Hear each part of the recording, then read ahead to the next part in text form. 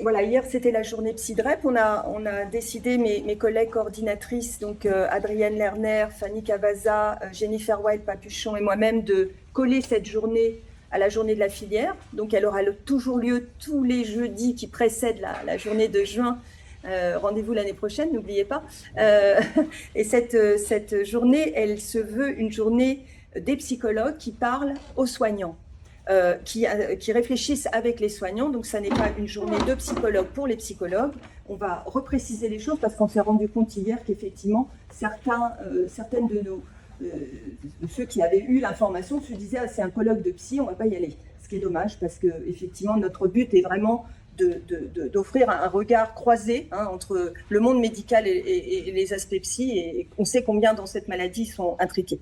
Alors, on avait choisi hier, vu la montée en puissance de la greffe et de la thérapie génique, d'appeler notre journée « Guérir, point de suspension », parce qu'on sait déjà, on le sait ô combien que cette question de la guérison ne va pas de soi. Elle est bien complexe et la complexité s'est déployée au fil des interventions. Cette journée a été introduite par Gonzalo de Luna, donc mon collègue et binôme à Mondor, avec qui je travaille en étroite collaboration dans l'accompagnement des patients.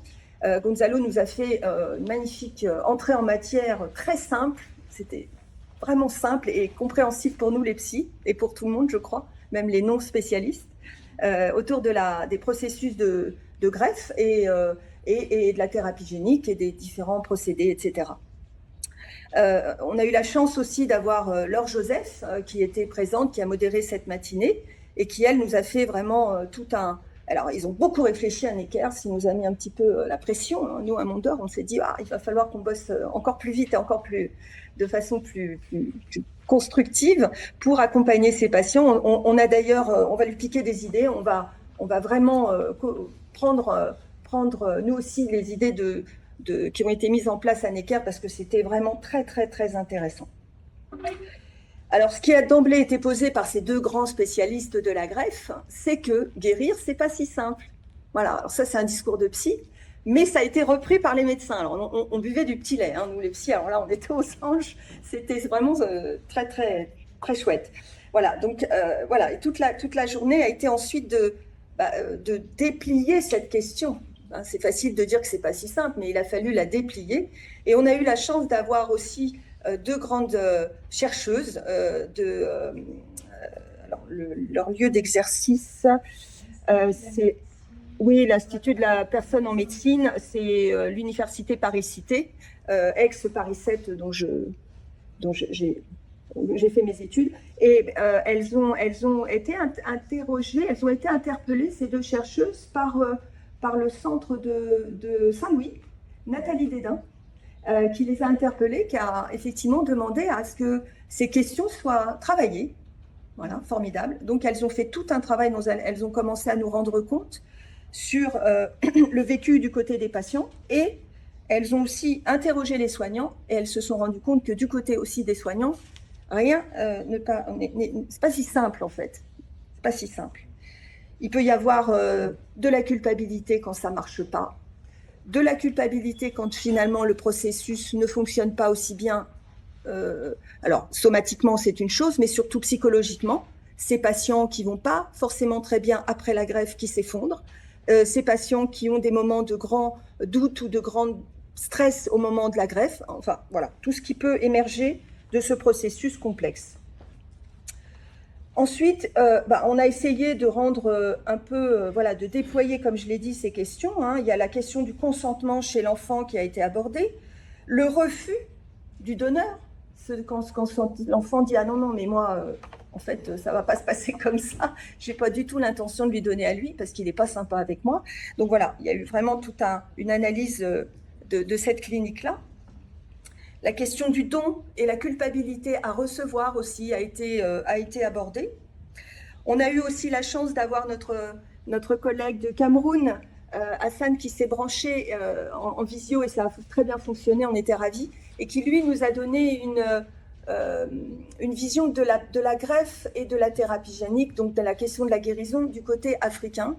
Et on s'est rendu compte effectivement que quand on n'a pas accès à tout ça, on finit par dire c'est peut-être c'est du bricolage, ça peut être de la magouille, ça peut être une façon de nous utiliser, de nous faire vivre des choses pas très claires, et ça fait revenir en mémoire peut-être un lointain passé où il y a eu des exactions de médecins dans des contrées dont ils avaient la charge, où ils ont utilisé les gens aussi pour faire des expérimentations, enfin bref. En tous les cas, voilà, il nous a un peu fait un état des lieux de cette, comment dire, de cette perception africaine de la greffe. Ou plus exactement de la question de la guérison, avec l'idée aussi que ça coûte tellement cher qu'on n'y a pas accès. Enfin, bon, déjà, on n'a pas accès aux médicaments, donc comment imaginer guérir? Et puis, bien sûr, avec un immense plaisir, on a pu avoir l'exposé de Manuela Romero, grande spécialiste de l'enfant, qui a longtemps travaillé dans le service de Madame Bernaudin à l'Interco, et qui nous a fait tout un exposé du vécu de la greffe du point de vue de l'enfant à partir des dessins, et ça, c'est un régal à chaque fois. C'est vraiment magnifique. Alors, plein d'idées ont émergé, plein d'idées sont sorties de cette journée, comme on s'y attendait. Bon, bien sûr, ne pas minimiser l'impact de la greffe et du changement qu'elle provoque, mais ça, voilà, ça fait des années que je harcèle tout le monde avec cette question, et mes collègues avec moi, donc bon, ça commence à être entendu, et puis la clinique parle. On voit bien que c'est pas si simple. Alors, bien évidemment, un grand nombre de patients vont très bien, mais le disent pas forcément aux médecins, hein, parce que le médecin s'est beaucoup cassé la tête pour eux, donc c'est pas toujours évident de dire qu'on va pas bien psychologiquement à son médecin. Voilà. Donc, en tous les cas, l'idée que le patient est aussi juge de son état, ça c'est très important, et que c'est pas une question seulement cellulaire, tout ça. Alors, on a bien sûr dit que l'accompagnement du patient vers la greffe, il devait s'adapter à sa temporalité. Et ça, eh bien, c'est pas facile à faire. À Mondor, on a un grand nombre de patients actuellement en greffe. On a la thérapie génique qui commence, des enjeux de timing qu'on ne maîtrise pas. Et les patients sont comme nous, les soignants, et moi la psy, embarqués dans ce tapis roulant là qui les emmène. Et on essaye de prendre du temps, mais bon, il y a des enjeux derrière qui nous dépassent et qui ne devraient pas nous dépasser, parce que cette histoire, elle est cruciale. Il faut laisser le temps. Et le temps, ce n'est pas nous qui le décidons, c'est le patient. Et avec le patient qu'on doit vraiment déployer cet espace. Et ça, malheureusement, c'est quelque chose auquel on doit vraiment faire attention. Alors, on a eu des idées, évidemment. Je laisse aussi ceux qui étaient là, et en particulier Gina, qui a été très attentive, compléter ce que je dirais, et je vois Adrienne aussi. Création d'un groupe de travail pour formaliser le parcours vers la greffe. Alors, il y a eu tous les travaux qu'a mené évidemment Madame Bernaudin, mais chez l'adulte, ça demande encore d'être retravaillé. Alors, parcours ne veut pas dire protocole. En tous les cas, en plan psychologique, nous, on refuse ça. Parce que le protocole, ça fixe, ça cadre, et c'est pas bon. Parce que justement, on doit s'adapter à la subjectivité, aux différences entre individus, et ça, c'est absolument indispensable. Donc, un groupe de travail autour de ce processus d'accompagnement qu'il faut absolument mener avant, pendant, après. Accompagnement autour de l'annonce de la compatibilité ou de la non-compatibilité. Accompagnement pour le patient, mais aussi pour son donneur. Le donneur a été aussi extrêmement présent dans nos discours, et pour la famille. Parce qu'on sait aussi combien c'est compliqué pour les parents qui ont été en charge de l'enfant ou de l'adulte malade de ne plus avoir de rôle une fois que tout va bien, entre guillemets, que la maladie n'est plus le centre des préoccupations.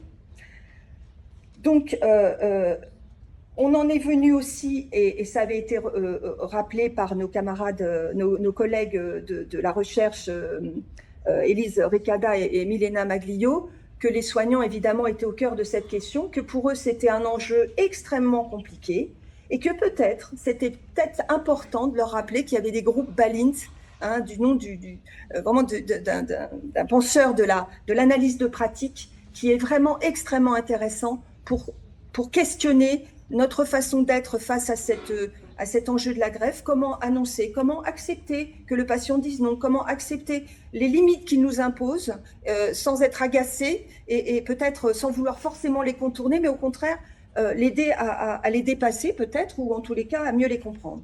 Donc des analyses de pratique, ce serait évidemment très important.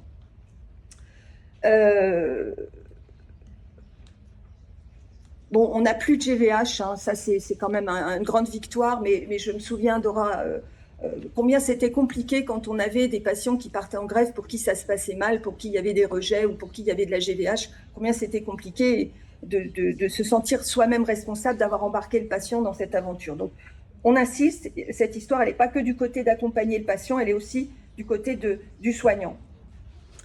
Idée de refaire aussi une plaquette adaptée au contexte de la greffe, une plaquette qui expliquerait le flux, qui expliquerait l'enfermement, qui expliquerait qu'est-ce qu'on peut ramener ou pas dans ce moment de l'hospitalisation, qui est un moment de rupture, hein, ça a été dit, entre l'avant, l'après. Hein, moi, j'ai presque parlé de ce moment comme un moment où la sage-femme, elle coupe le cordon ombilical. Ben là, le patient, c'est un peu ça. Hein, il est séparé de sa mère, il le vit souvent très mal, d'ailleurs, même s'il a 30 ans. Et donc, voilà, il y a vraiment une idée d'un passage vers l'inconnu et qui ouvre beaucoup de questions. Et le lieu est très questionnant, le lieu de la greffe, le lieu du flux, comme on dit, le flux. Alors, le flux, c'est vrai que c'est un flux liminaire, mais c'est aussi un flux de temps. Hein. On a vraiment l'idée de ce tapis roulant là qui emmène vers le patient, vers cette zone inconnue. Voilà. Donc une plaquette où il faudrait peut-être réexpliquer les choses parce qu'on a tous constaté que les plaquettes utilisées par les services d'hématologie, évidemment, sont adaptées au contexte oncologique et pas au contexte de notre spécialité. Faire des formations, nous, les psys, mais aussi les médecins comme Gonzalo ou d'autres spécialistes qui prennent en charge, Laure Joseph en l'occurrence, former les centres pour que justement ils soient attentifs à toutes ces questions dont on parle. Faire particulièrement attention aux patients qui viennent d'outre-mer. Ces patients, ils sont alors là pour le coup... on parle de rupture, mais il y a une rupture aussi de lieu extrêmement important. Vous arrivez au mois de décembre à Paris, quand vous n'avez jamais mis un pied en métropole, coupé de la famille, c'est une catastrophe, c'est un traumatisme. Alors ça veut dire, encore une fois, anticiper ça. Alors on ne peut pas, évidemment, voilà, il faut faire avec, mais ça veut dire aussi pour nous, les psys, mailler encore mieux les choses entre nos parce qu'on pense à ce patient comme étant pris en charge dans son lieu habituel, hein, aux Antilles par exemple, et passer après entre les mains de la psychologue du lieu où il va être greffé. C'est pas facile, on ne change pas de psy comme ça, hein, c'est loin d'être évident. Du coup, voilà, qu'il y a aussi on fasse très attention à ça et que nous aussi les psys, on renforce encore notre collaboration.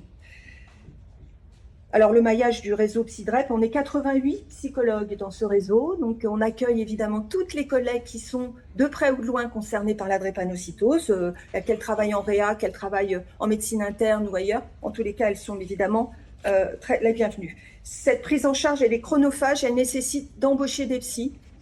Je sais, c'est pas simple, mais c'est indispensable.